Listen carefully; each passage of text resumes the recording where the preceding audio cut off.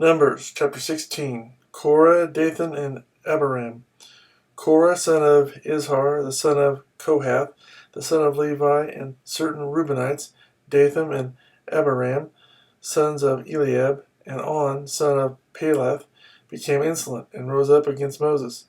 With them were 250 Israelite men, well-known community leaders who had been appointed members of the council.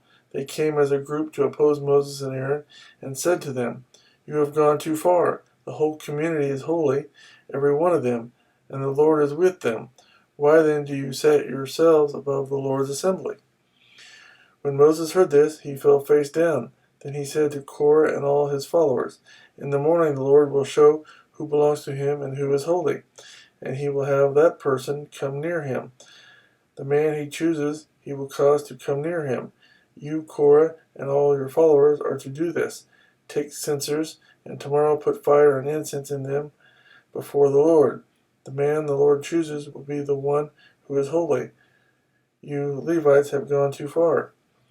Moses also said to Korah, "Now listen, you Levites, isn't it enough for you that the God of Israel has separated you from the rest of the Israelite community and brought you near himself to do the work at the Lord's tabernacle and to stand before the community and minister to them? He has brought you and all your fellow Levites near himself, but now you are trying to get the priesthood too? It is against the Lord that you and all your followers have banded together. Who is Aaron that you should grumble against him?"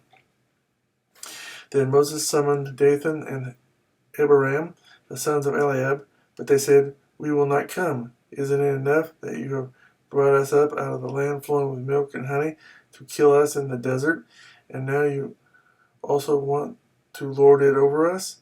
Moreover, you haven't brought us into a land flowing with milk and honey, or given us an inheritance of fields and vineyards. Will you gouge out the eyes of these men? No, we will not come." Then Moses became very angry and said to the Lord, "Do not accept their offering. I have not taken so much as a donkey from them, nor have I wronged any of them." Moses said to Korah, "You and all your followers are to appear before the Lord tomorrow, you and they and Aaron. Each man is to take his censer and put incense in it, 250 censers in all, and present it before the Lord. You and Aaron are to present your censers also." So each man took his censer, put fire and incense in it, and stood with Moses and Aaron at the entrance to the tent of meeting. When Korah had gathered all his followers in opposition to them at the entrance to the tent of meeting, the glory of the Lord appeared to the entire assembly. The Lord said to Moses and Aaron, "Separate yourselves from this assembly, so I can put an end to them at once." But Moses and Aaron fell face down and cried out, "O God, God of the spirits of all mankind, will you be angry with the entire assembly when only one man sins?" Then the Lord said to Moses, "Say to the assembly, move away from the tents of Korah, Dathan, and Abiram." Moses got up and went to Dathan and Abiram, and the elders of Israel followed him. He warned the assembly, "Move back from the tents of these wicked men. Do not touch anything belonging to them, or you will be swept away because of all their sins." So they moved away from the tents of Korah, Dathan, and Abiram. Dathan and Abiram had come out and were standing with their wives, children, and little ones at the entrances to their tents. Then Moses said, "This is how you will know that the Lord has sent me to do all these things, and that it was not my idea. If these men die a natural death and experience only what usually happens to men, then the Lord has not sent me. But if the Lord brings about something totally new, and the earth opens its mouth and swallows them with everything that belongs to them, and they go down alive into the grave, then you will know that these men have treated the Lord with contempt." As soon as he finished saying all this, the ground under them split apart, and the earth opened its mouth and swallowed them with their households and all of Korah's men and all their possessions.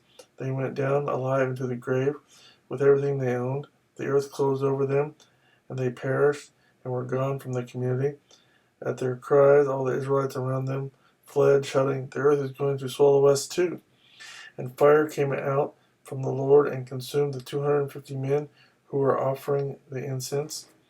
The Lord said to Moses, "Tell Eleazar, son of Aaron, the priest, to take the censers out of the smoldering remains and scatter the coals some distance away, for the censers are holy, the censers of the men who sinned at the cost of their lives. Hammer the censers into sheets to overlay the altar, for they were presented before the Lord and have become holy. Let them be a sign to the Israelites." So Eleazar the priest collected the bronze censers brought by those who had been burned up, and he had them hammered out to overlay the altar, for they were presented before the Lord and have become holy. Let them be a sign to the Israelites. So Eleazar the priest collected the bronze censers brought by those who had been burned up, and he had them hammered out to overlay the altar, as the Lord directed him through Moses. This was to remind the Israelites that no one except a descendant of Aaron should come to burn incense before the Lord, or he would become like Korah and his followers. The next day, the whole Israelite community grumbled against Moses and Aaron. "You have killed the Lord's people," they said. But when the assembly gathered in opposition to Moses and Aaron and turned toward the tent of meeting, suddenly the cloud covered it, and the glory of the Lord appeared. Then Moses and Aaron went to the front of the tent of meeting, and the Lord said to Moses, "Get away from this assembly, so I can put an end to them at once." And they fell face down. Then Moses said to Aaron, "Take your censer and put incense in it, along with fire from the altar, and hurry to the assembly to make atonement for them. Wrath has come out from the Lord. The plague has started." So Aaron did as Moses said, and ran into the midst of the assembly. The plague had already started among the people, but Aaron offered the incense and made atonement for them. He stood between the living and the dead, and the plague stopped, but 14,700 people died from the plague, in addition to those who had died because of Korah. Then Aaron returned to Moses at the entrance to the tent of meeting, for the plague had stopped.